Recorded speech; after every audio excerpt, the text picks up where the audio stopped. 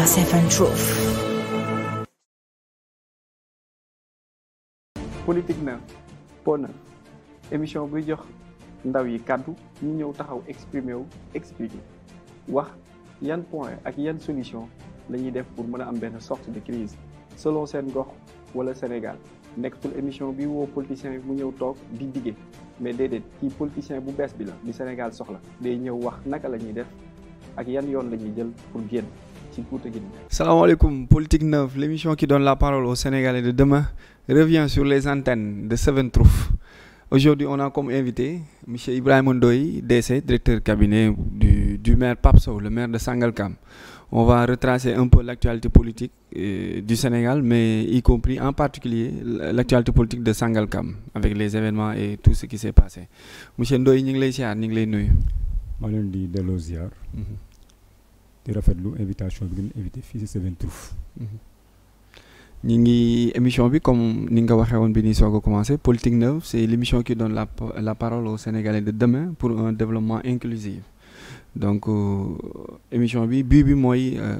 bu ñu ñëwee def diagnostic du problème yi on va faire des propositions de sortie de crise ou bien des propositions de solution. Tey thème bi ñuy waxtaane lépp lu nga xamante ni mooy actualité politique bu am ci peut-être ci fan yi ci temps yi ak ci jamono ji ñu nekk ni ñi ngi Sangalkam yaa ngi ci équipe municipale bi yaay directeur cabinet maire. Donc tey kan mooy Ibrahima Ndoye, ban cursus académique scolaire et politique la am? Ibrahima Ndoye, professeur anglais lycée Sangalkam, professeur principal de classe exceptionnelle. maa ngi jànge école Kër Ndiaye Lo 1 fa la defee CI ba CM2 war a def entrée en sixième ñu defee ko centre de l'école Camp Marchand boobu fii yëpp amul centre ñëpp la ñuy jël yóbbu leen.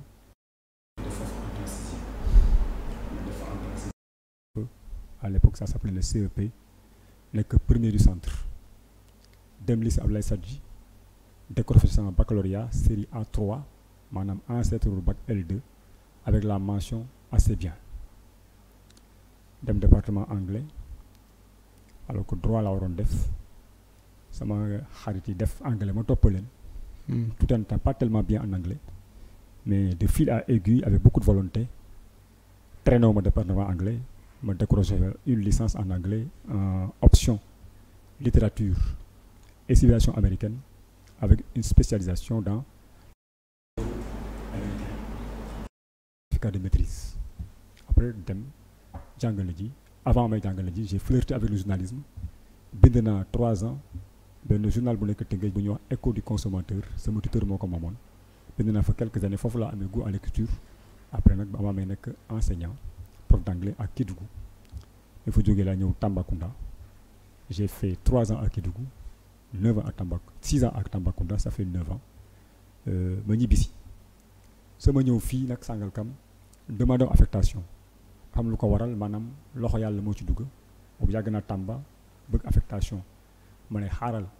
ma ñaan su ma ñaanee du ma am ba sama morom ñoo fa nekkuloon yëpp ñibbisi 3 ans après laa ñëw ma ne kon comme mën fi ñëw par affectation naa fi jàlle par concours su ma jàllee concours naa ñëw ma def ENA admis option diplomatie jàll étape yëpp benn rek moo desoon entretien avec le jury malheureusement Tamba la nekkoon ki ma doon xool administration générale jur sama tur mu ne ma admis ma gëm ko parce que j'ai préparé le concours en 2 mois boobu sama téléphone dafa yàqu woon ndekete man il me restait qu'à faire l'entretien on était 12 il fallait faire l'entretien définitif c'est un coup du destin sama nijaay maire après daal di il était au ministère ñu wax ko après on m'a affecté ici au lycée de Sangalkam ma ñëw fii depuis 2006 bi ma ñëwee j'ai trouvé que fii si ma dëkk ku doon Kër Ndiaye Lo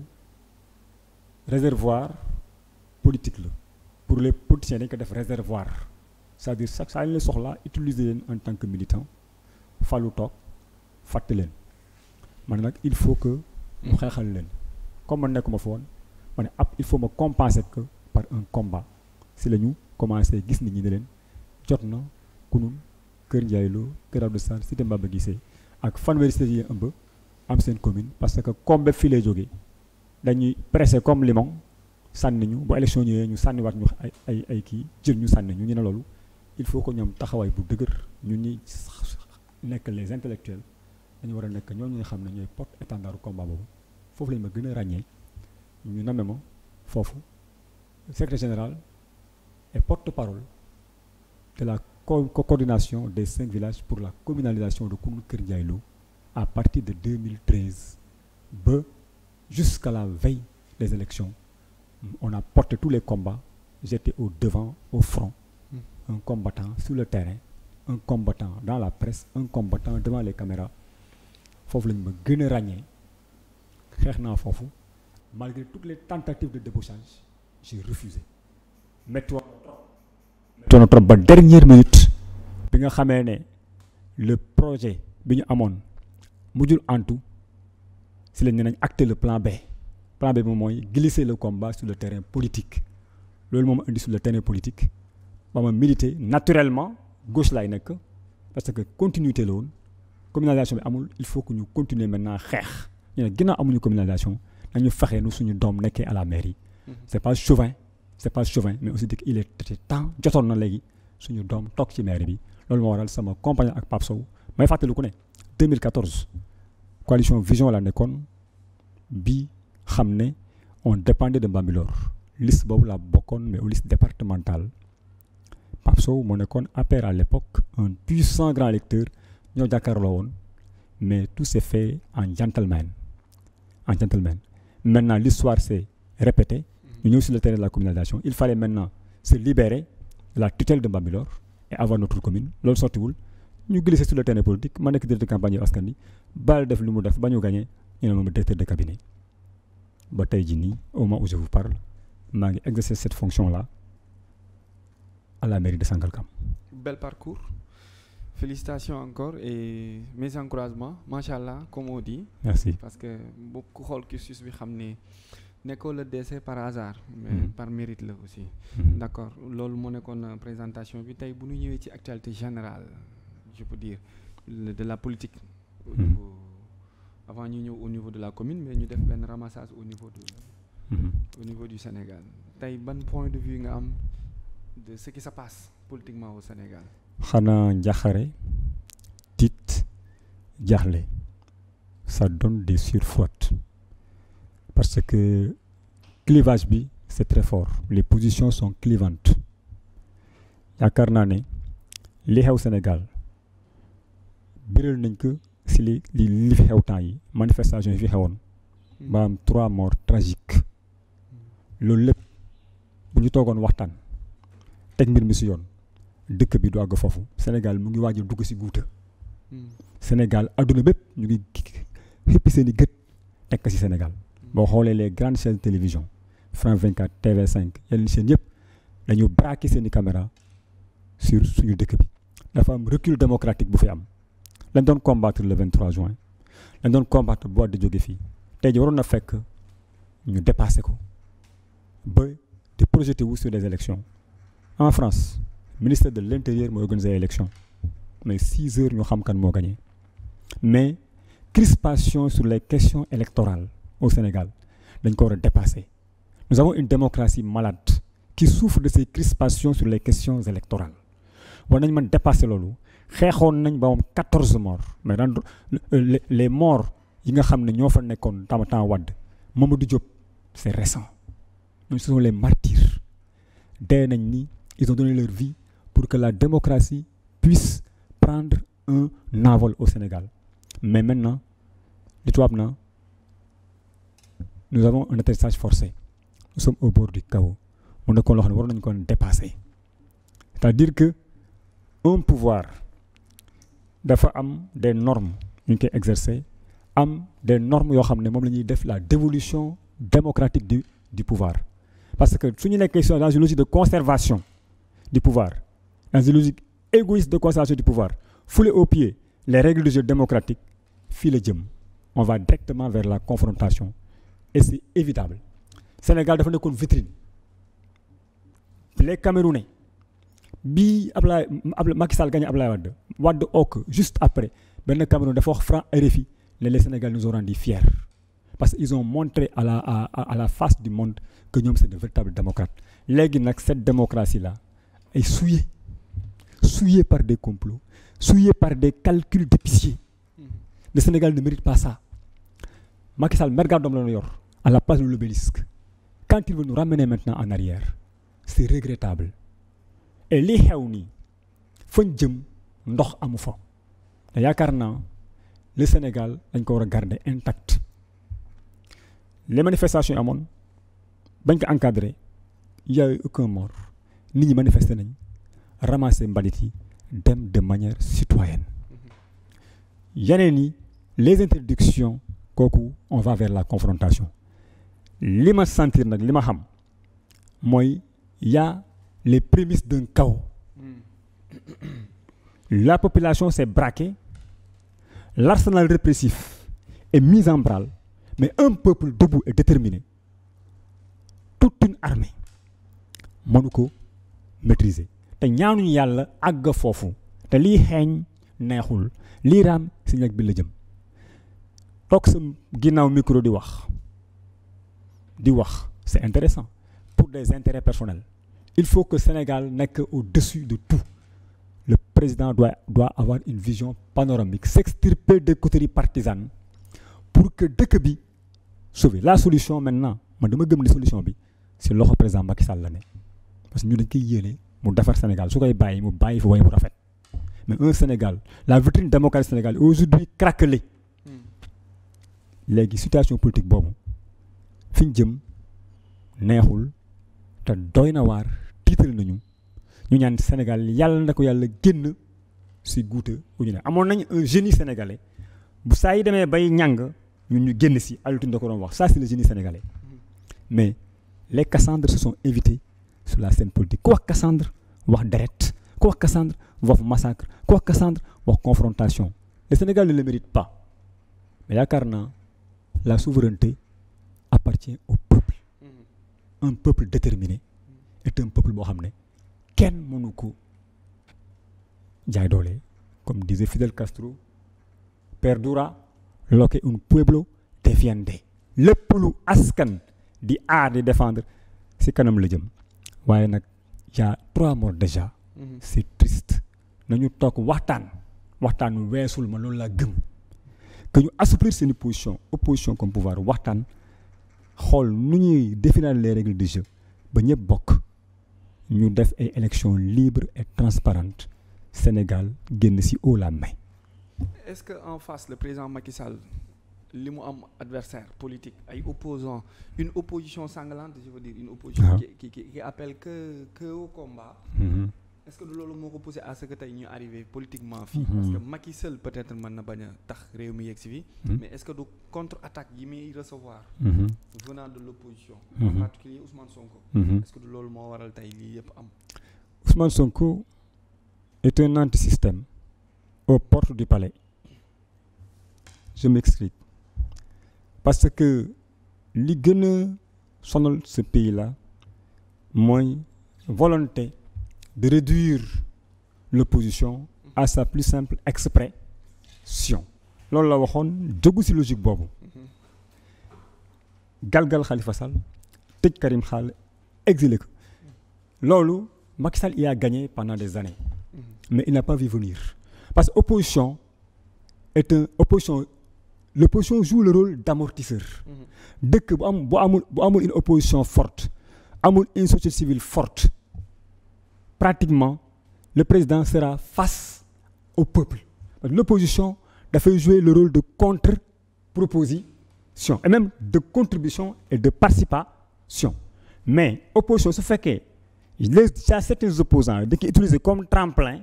pour dem dans le pouvoir, c'est les voies comme voie de contournement de la transhumance, créer un parti, rejoindre le parti au pouvoir, rien que pour les intérêts personnels. Dans ce cas, le président, d'un bon instant, il a en face de lui le peuple. Parce que le peuple n'a pas une opposition qui peut permettre de prendre en charge ses revendications, pour porter le combat. L'opposition est ramollie, l'opposition est inexistante, elle n'existe que de nom. Le peuple doit faire face au président, comme au mois de mars. L'opposition doit faire solution. opposition am suñu dëkk léegi y a la naissance d'une opposition radicale Ousmane Sonko a un discours offensif suivi par les jeunes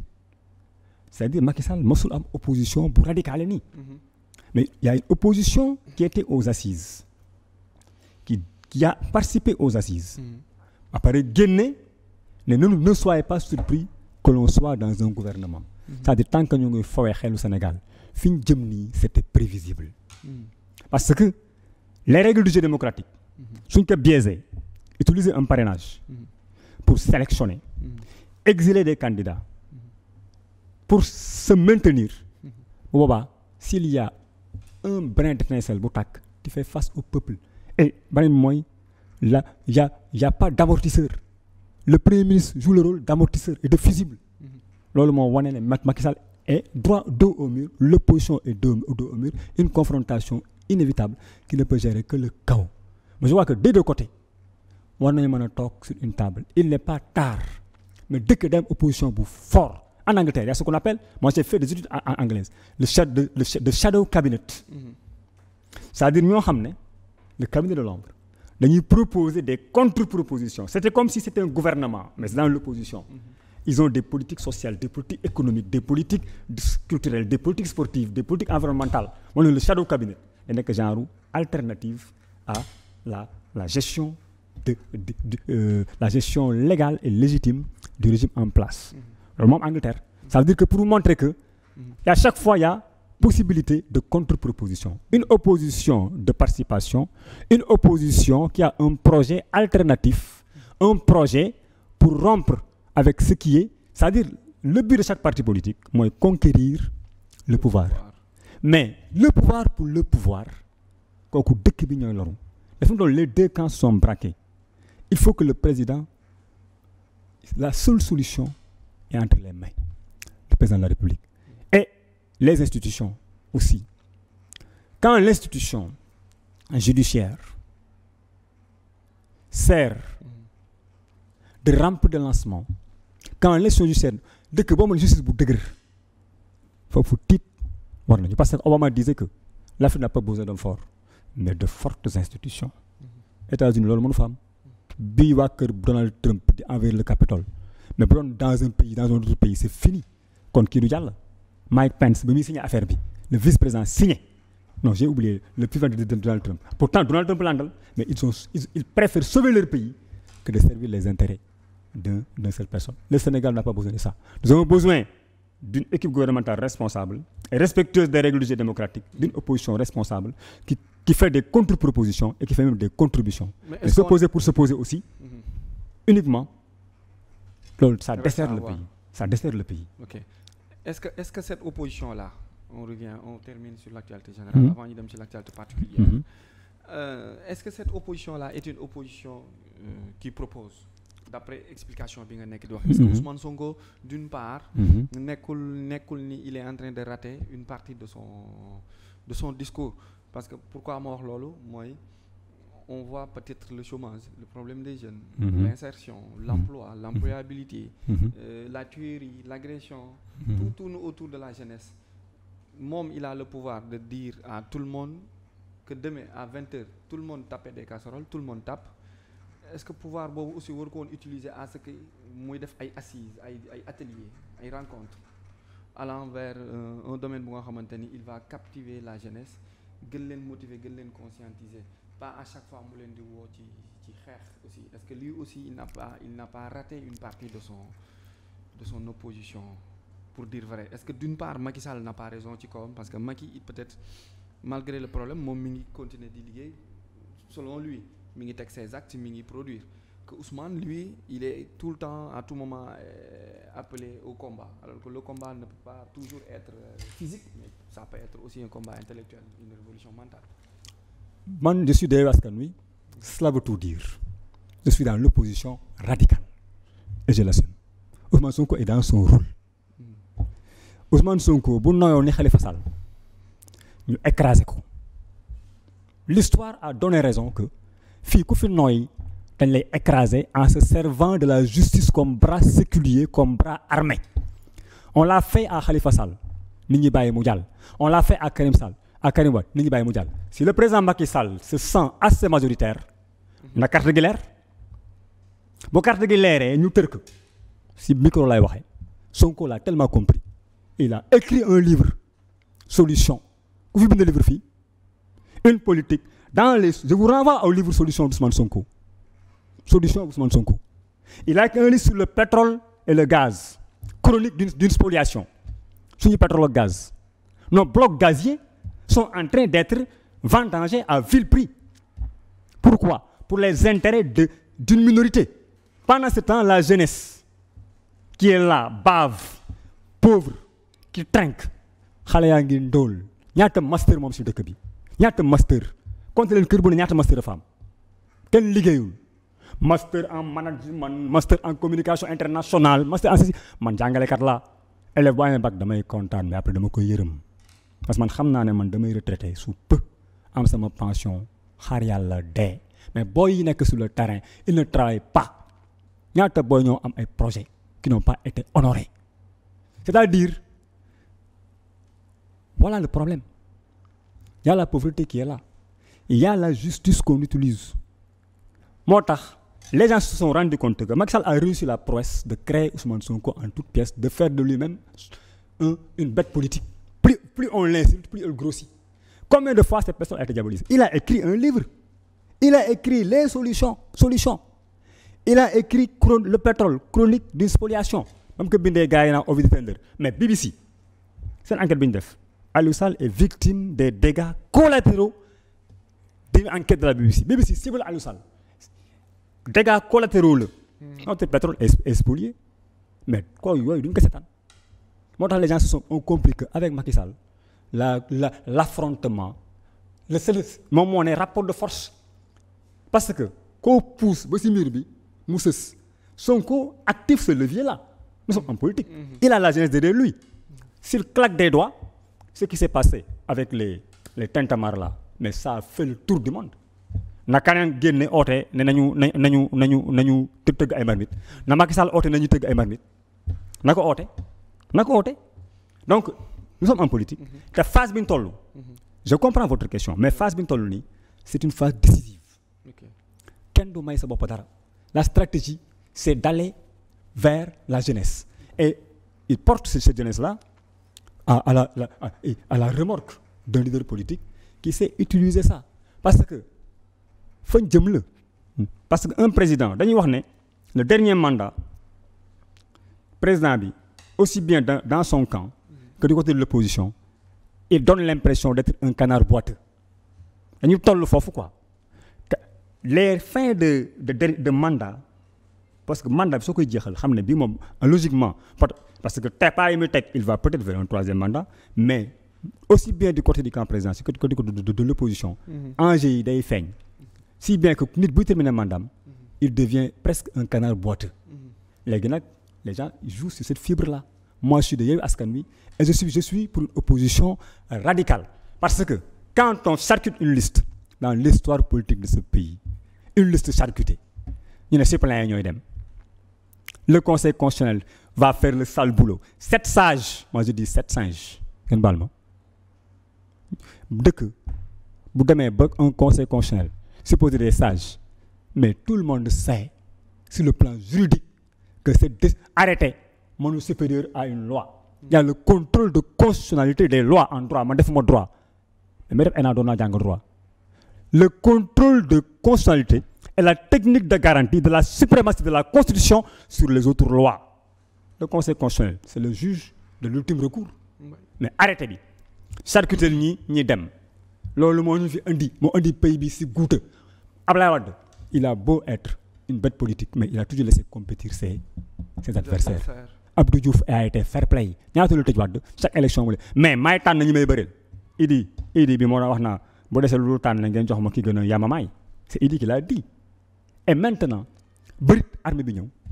l'État est dans presque dos au mur l'État actuellement c'est la débandade fu ñu jëm nii yàlla na yàlla dugal Sénégal redresser Sénégal sur la pente parce que comportement yi day feeñ même dans le déploiement massif des forces de défense et de sécurité maintenant est-ce que face to face boobu noonu. Sonko engagé ak Macky. L'État se met dos au mur face to face boobu noonu face à face boobu noonu. Avec tout ce que vous venez de développer sur les blocs gaziers, pétroliers, sur le offshore, onshore du Sénégal, avec tout ce réservoir qui nous attend. Et nous savons que peut-être dans le monde, sauf et seuls les pays scandinaves ñoo réussir ci gestion pétrole. ñoom à part ces pays-là, tous les autres pays du monde bi ñuy exploiter seen pétrole ak seen gaz. yaa xayti mu laa naa comme ni ñu koy waxee réew ma dafa tàkk. te ñun bu ñu jëlee le cas de la Casamance y a du feu qui s'allume à côté, petit feu noonu à côté, avec peut-être li fi xew temps yi mooy affaire ethnicisme beeg yooyu noonu. ak benn groupe wala benn classe politico maraboutique. Voilà, politico maraboutique boobu noonu. Est-ce que Sénégal nekkul ci buntu ak discours Ousmane Sonko bu dëgër bu metti bi nii. ak va-t-en-guerre bi mu gàdd. Est-ce que Sénégal nekkul ci buntu tàkk ak pétrole. C'est la seule posture valable pour faire reculer ce pouvoir-là. Qui a introduit l'ethnicisme dans ce pays? Ousmane Sonko. Man su ma santoon tey jéeme ñu ne ma joolaa nga. Man je connais bien la Casamance. Man naa toog fii tey dem Thionck-Essyl def fa 2 mois ñëwaat. Je connais bien le bluff Casamance. Assome Diatta pourtant moom dëkkam ak dëkku Sonko comme Jaxaram ak Sangalkam. Elle est de Dianki, Sonko est de Bessir. Dem nañ ba ne Assome Diatta pourquoi doo attaquer Sonko parce que joolaa la. ñu koy def des journalistes des patrons de presse xam nga Sénégal dafa bari ay golo yu karabaatu. Tu le fais ñu jox la xaalis loolu moo fi kan moo ko instrumentalisé fan la jógee fu mu jógee Ousmane Sonko sama maay do xombol Ngom la sant Halpulaar il a des accointances avec la famille Rawane Ngom. C'est la personnification d'un Sénégal uni. Mais l'État est dans une mauvaise posture. Ascension boobu lañ moom ascension bi day gën a dem. Candidat des réseaux sociaux la ñu wax yow nga rajee nit fonction publique yàlla def ko député nga koy fay par force di ko jox carburant ak essence loolu rek jàngat boobu na si am. On utilise des gens pour dire que c'est la rébellion mais en Casamance. Mais Casamance maa fay corriger bac en 2013 à Thionck-Essyl. J'ai corrigé aussi Thionck-Essyl en 2013. J'ai corrigé à Diegoune en 2019. Des zones du front nord. Checkpoint mooy am. 2. Tandjem dëkku Émile Badiane. Checkpoint. Diegoune checkpoint. Kagnabon checkpoint. Bessir dëkku Sonko checkpoint. Dianki dëkku Assome Diatta checkpoint. Nga dem Kartiak dëkku Salif Sadio checkpoint. Nga dem Molomp nga dem Thiomon checkpoint nga dem Molomp dëkku Yuba Samb bi nekk ministre de la défense bi la bateau Jalaw checkpoint ba nga ba Thionck-Essyl dëkku gouverneur Saliou Samb. Mais même fa delloo en 2019 je suis retourné dans le Bluff corrigé à 30 km dans la même zone à Diegoune amatul checkpoint. La rébellion casamançaise pratiquement c'est éteinte dañ koy activer xam nga Casamance lu fa am l'exploitation abusive du bois de connivence avec quelques malfrats avec des connexions au sommet de l'État. Loolu moo am Casamance. Mais utiliser la Casamance pour broyer un adversaire politique, c'est parce que l'État est en crise de popularité. La cote de popularité du président de la République day gën a wàññeeku di gën a wàññeeku. Ñan lañuy instrumental ñan la ñuy fay ñu dem ci plateau yi. Des gens qui vont dans les plateaux, qui ont l'insulte à la bouche, qui font juste diaboliser, après ils passent à leur boutique, jox leen seen xaalis. Mais c'est l'État qui a initié ça. L'ethnicisme, Fouta sur scène, bu ñu koy wax Paris. Fouta sur scène mais c'est dangereux man lébu la man nee naa manifestation bu amoon bu ñuy génne Haalpulaar man dañ may génne parce que damaa xees on me confondu avec un peu Fouta ou un Haalpulaar Sénégal le Sénégal est un et indivisible man lébu la de pure souche sama maam séeréer la mon arrière-grand-mère et séeréer Sarr la sant Sénégal on active l'ethnicisme on active la rébellion on active la justice installer le chaos parce que la cote de popularité de ce président est en baisse. Maintenant est-ce que du baisse boobu mu am ci cote de popularité bi moo waraloon ces temps-ci mu convoqué Pape Sow à la République à la présidence peut-être pour essayer ko dugal ci saagam. Très bien. Est-ce que du loolu aussi moo indi tey li xewoon démb au niveau de Sangalkam ba mu très bien ba mu jur coow ba kër Pël Gueye sax attaqué booy taal ay pono papa a été arrêté il paraît que le préfet a été remplacé gendarmerie renforcée qu'est-ce qui se passe politiquement à Sangalkam ba loolu war a mën a merci délégation spéciale la ñuy wàcc ou bien merci pour cette clairvoyance tu as bien lu la situation politique Macky Sall recevoir na maire Yewwi Askan Wi yu bëree bëri am na ñu dem des fa Khalifa Sall bi mu seetsee daf ma ne booy taxawu Dakar laa gagné au fur et à mesure bi ñu ma tëjee gars yi rocceeku dem si Macky Sall mu ne ña rocceeku woon ñëpp 8 lañ ñoom ñëpp dañ leen battre askan bi dofuñu booy dem sa bopp rek nga yóbbu effectivement Macky on a pap parce que nag ñun mbër lañ daaneel de mbër moom maga mag lan daaneel mbër moo xam ne ba muy commencé politique 20 ans la am man lee ma retraité moom moo fi nekkoon puissant une bête politique il faut le reconnaître qui a fait tous les gouvernements avec beaucoup de respect si bien que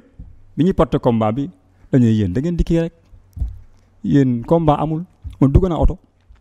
benn enseignant boo ko camp boobu xamul ne maa ngi si ginnaaw benn enseignant rek yéen day seen waa ji n'a pas de vestiaire vous allez gagner ma rey mais ce combat là Pape Sow l'a préparé pendant 9 ans bilan social la am maillage am ancrage fépp après doog a samp après il a bénéficié de l'appui de la communalisation plus maintenant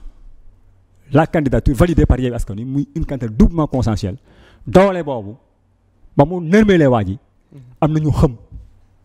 ñaanaa ki n'a revenait pas même suñu biir ñun ñu doon ànd ak ñun di xeex sur la communalisation am na ñu daw dem si liste majoritaire trahir ñu fii laa koy wax si plateau après ba ñuy réagir sama yoon nekku ci parce que boo demee ba yor kàddu mbooloo nga xëy dem si liste ka nga doon xeex wax ka lu mel ni xamee mais j'ai beaucoup de respect pour Omar Gueye xamul tax c'est que ñoom am na fu ñu ma teg ils ont fait beaucoup de trucs pour ma ñëw mais man mënu moon ñëw j'étais le dernier des Mohicans damay assumer sama posture ba ñu gagné noonu la ñu gagné on s'est rendu compte que Pape Sow est le maître du jeu c'est l'acteur émergent tey su gënoon def caravane fii kenn du fi xaj c'est là que Macky oowee parce que Pape Sow dañu ko bëggoon jaay Macky comme trophée nekk xale bi APR la nekkoon mais pas actif 12 ans il les soutenait di leen jàppale suñu ba ñu gagné ñu en 2014 c'était limite 100 voix la ñu rawee ñu tete Pape Sow bi 400 voix d'écart que Ndiaye looyu ñëwee ak sama Ndiaye Bayas bi 400 voix yi ñëwee la ñu basculer électorat bi Benno gagné donc Pape Sow yàgg na nekk un grand électeur Macky loolu la xam am ñu dem ne que xale bi day dafa bëgg ñibbisiwaat këram ba mu ko recevoir comme président ku ma woo da ngay dem man sama Macky woon léegi ma dem da ngay dem ça c'est une institution Pape Sow ne que man Yewwi ñoo ma fal ñoo ma investir ñoom laa demee te ñoom laay demee man kenn du ma solal mbuuba si suba gi ngoon gi ma summi ko loolu wax président yàgg na fa ak président yàgg nañ fa am na yoo xam ne du ma ko wax noo def ba gagné noo def ba nërmeel waa ji yooyu président wax na ko noo def ba nërmeel waa ji parce que victoire bi résonance bi beneen la on bat un ministre porte-parole du gouvernement ministre des collectivités locales loolu nag ba léegi man am na lu fi xew laxas nañ fi ay recours ñu commencé liggéey ñu ne ñu vous n'allez pas faire 4 mois à la mairie vous allez dégager tous de la mairie bande d'incompétents loolu ñu doon wax alors que ñoo leen gën a compétent foofu fii une équipe de choc moo fi ne des docteurs d'État des ingénieurs des professeurs des planificateurs ñoo ne derrière Pape Sow gàllankoor nañ ñu bu ne recours bi benn la ci Pape Sow bu mu waxee loolu Macky xam ne il a été désinformé parce que comme Pape Sow moo fi sës dañ ko bëgg utiliser comme trophée mais il sait très bien que bés bu demee ci Macky mooy politiquement pare na parce que nit ñi nag am na ay principes les gens ont des principes sol mbuba mi tey suba nga summi ko moom dafa wax ne kenn du ma solo mbuba suba bu ngoonee ma summi ko loolu mooy premier galgal bi mooy le recours deuxième bi mooy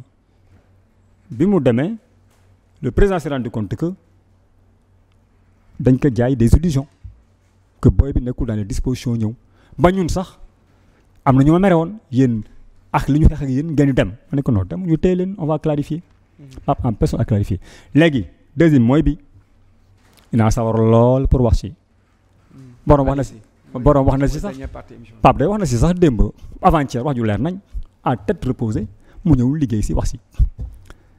bi on a voulu déplacer le débat sa waay ñun ay màgget lañ ay nandite lañ ñu ne c'est un problème foncier comme si Pape dafa jaay suuf bu légalul c'est faux c'est archi faux xamul xew. très bien très bien maa ngi ñëw dafa am góor guñ naa Baye Talla Gueye yàlla na ko yàlla dolli leer dëgëral taxawaayam am 95 ans am njaboot gu baax macha allah am toolam ne sama tool bi kat ma ko bëgg a terrasser su ma ko terrasser Pape li Pape laa di wax mais ci samay sët cos samay doom li si des ma jaay ko te Pape Sow yaa ma ci doy moo Pape Sow tardé à venir mu wax ka magam Ousseynou Xuma Pape Sow dem paa bi ne ko yow yaa ma si doy. loolu ban période la. wax yàggul. ok paa bi dem gis le commandant de brigade ne que man maay terrasser sama tool maa ko jox Pape Sow ñu def protocole bi dugal nañ ko PV paa bi dem gis le sous-préfet ne que maay terrasser sama tool maa ko jox Pape Sow tool bi mu ngi nekk si booru école Ndiaye Lo 3 benn ñàkk moo fa nekk am bor na sax amu fa ñu baliser il fallait qu'on va baliser dindi ñàkk bi ñuy baliser ñu ñëw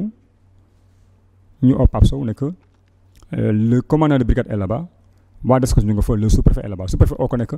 ñëwal dans mon bureau mu nekk Pape Sow ne lu xew ñu ne que ñëwal dans mon bureau ñu téye bill bi téye benn doomu paa bi foofu y a disposition politique am na ñoo xam ne du ma leen tudd xam nga ñu téye doomu paa bi pour vous dire léegi. donc les hommes de loi reçoivent parfois des instructions. voilà c'est kaw la jógee c'est un problème purement politique la réponse a été politique ah yéen gis ngeen bi dëkk bi booyee. ça a été politique parce que ñun nag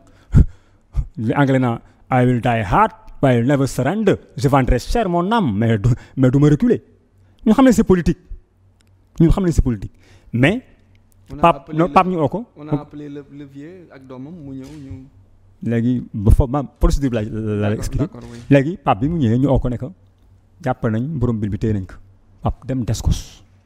mu ne la comme le commandant de la Descos soit da nga may booleeg waa ji téye c'était le samedi passé. waay da nga ñuy boolee téye man ak moom tant que téyewoo ma du ma dem mu ne ko non Pape su nekk bàyyil ma dem changer sama yére ñëw nga téye ma lu mu génne ma onjañ politique la amul wax ak moom. parce que su ngeen bëggee instabilité dans toute la zone on est prêt ngañ oo ci kaw ñu nekk noo garaawul bizarrement la semaine prochaine souvent le lundi on le convoque di mardi ñëwal Descos mooy leen mardi doo mën a ñëw même mercredi 10 heures je serai là-bas je suis légaliste le vieux dem Pape bi mu demee Pape ne le PV bi mu ne je ne signe absolument rien ñu nekk amoo autorisation de lotir 4 mots ou 5 mots très intéressants fii ñaata lotissement moo fi ne sans autorisation de lotir on en a à la pelle avec l'ancienne équipe sans compter les lotissements sans protocole sans compter les îlots yoo xam ne ñu def Ablaye Ndiaye AN inexistant mais ñun suutura la ñu doon doxee pour la stabilité de cette mairie là li ñu xam mbóot yi xam su ko génnee dëkk bi tàkk. C'est purement politique ñaata lotissement autorisation lotissement moo fi am en Bambilor avec l'ancienne équipe à Tivaouane Peulh sinon kon ñoom ñëpp nañ leen convoqué le temps ñu réglé lotissement autorisation bi paa bi ñëw na fa le vieux est revenu ñu jàpp benn doomam ndeysaan le vieux est revenu ne man Pape Sow ne paa bi vous allez l'entendre en bas parce que mag la commandant bi il faut mu yëg ki jàpp mu yëg mu ne man je suis licite ma am njaboot bëgg defar sama gannaaw Pape Sow bi maa ko óolu sama lotissement moom rek laa ci óolu maa ko jox mu lotirel ma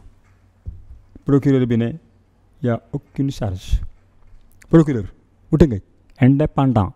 ne y a aucune charge fekk auparavant on a activé le ministre de la justice et le ministre de l'Intérieur ñu ay njàccaarañ de ay njàccaar lañ am nañ ay réseau fépp ne que booy bi bu ngeen ko téyewul dinañu toroxalaat parce que moom mooy financé Yewwi Askan Wi c'est faux et c'est archi faux c'est indigne même. beneen bi mooy